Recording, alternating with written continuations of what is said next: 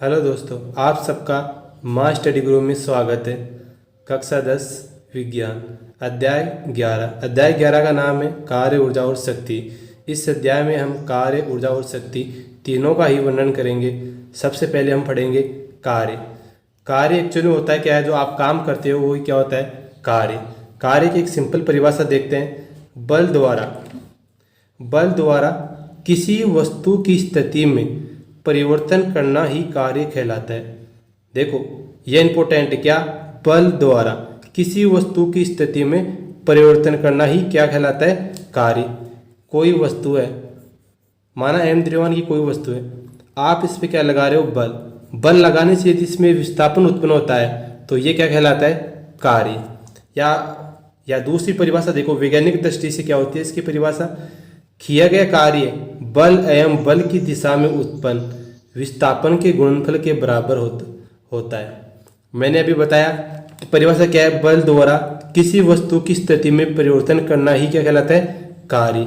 वैज्ञानिक दृष्टि से भी हुआ, आपने कितना बल लगाया और उस वस्तु में कितना विस्थापन हुआ, उन दोनों का गुणनफल क्या कहलाता है, कार्य। तो कार्य का सूत्र क्या अपने पास क्या आया, कार्य बराबर बल, जो आपने कितना बल लगाया, बल लगाने से बल की दिशा में कितना विस्थापन हुआ, उन दोनों का गुणनफल क्या कहलाता है, कार्य।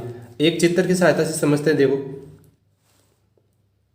एम द्रव्यमान की वस्तु है, इस पे आपने कितना बल लगाया, माना कि आपने क्या लगाया, ए बल लगाया। ए बल लगाने पर ए बिंदु पे थी, ए बिंदु से ए बल लगाने पर एम द्रव्यमान की वस्तु बी बिंदु तक विस्थापित होगी। कितनी दूरी विस्थापित थी उसको अपने मान लिया एस। क्या मान लिया, एस। अब देखो डब्लू कार्य क्या है, डब्लू आपने कितना बल लगाया, एफ, विस्थापन कितना हुआ, एस। इन दोनों का गुणनफल क्या हो गया, कार्य के बराबर। कार्य को किससे डिनोट करते हैं, डब्लू से, बल को किससे डिनोट करते हैं, एफ से, और विस्थापन को एस से।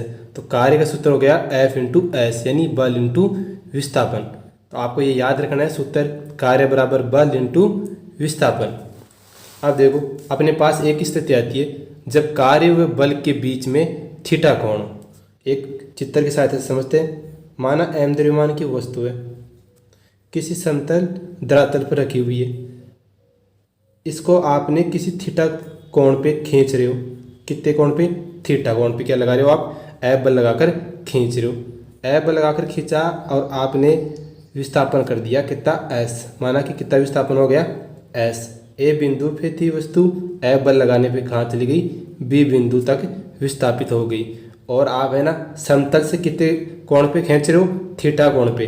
तो कार्य का सूत्र क्या होगा, देखो इसके दो घटक होते हैं, इस बल के दो घटक हो जाएंगे जब आप थीटा कोण पे लगाओगे। इधर तो हो जाएगा एफ कोस थीटा, जिधर से कोण बनता है उधर तो होता है कोस थीटा, और जिधर अपोजिट साइड में क्या बनता है, एफ साइन थीटा।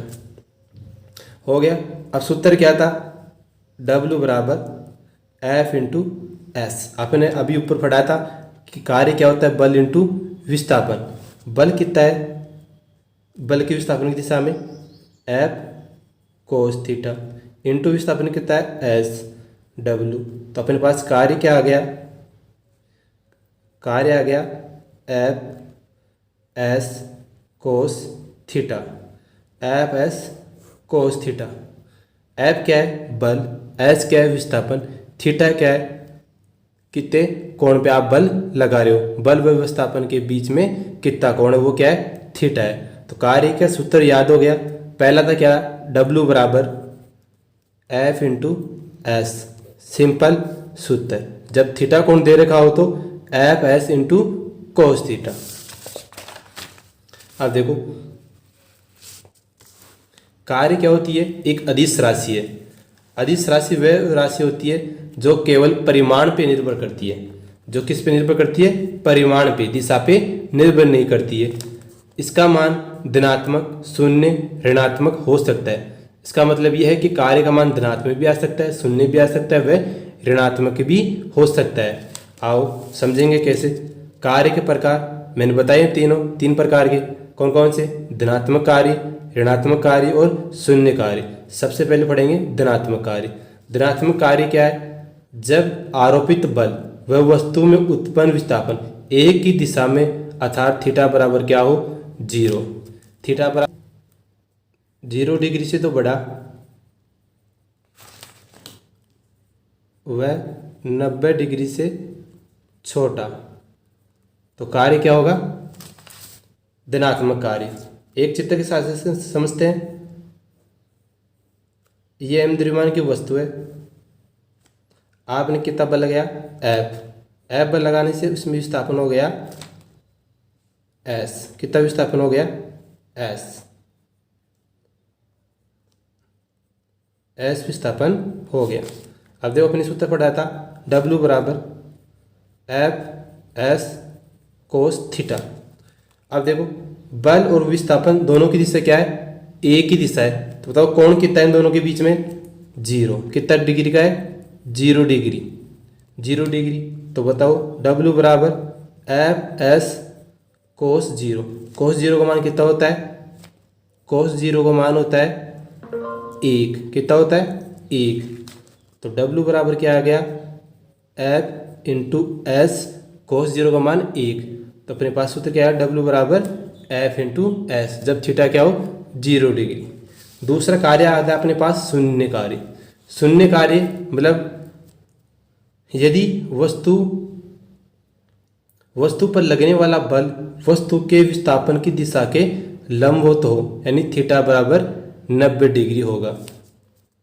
देखो फिर एक चित्र के साथ समझो। m द्रव्यमान की वस्तु है, इस पे देखो कोई भी वस्तु धरातल पर रखी होती है तो उस पर क्या लगता है नीचे गुरुत्व बल। गुरुत्व बल क्या होता है m इंटू जी क्या होता है गुरुत्व त्वरण। इस पे अपने इधर क्या लगाया F बल लगाने से वस्तु विस्थापन हुई, विस्थापन होने से एक बिंदु से बी बिंदु तक विस्थापित हो गई।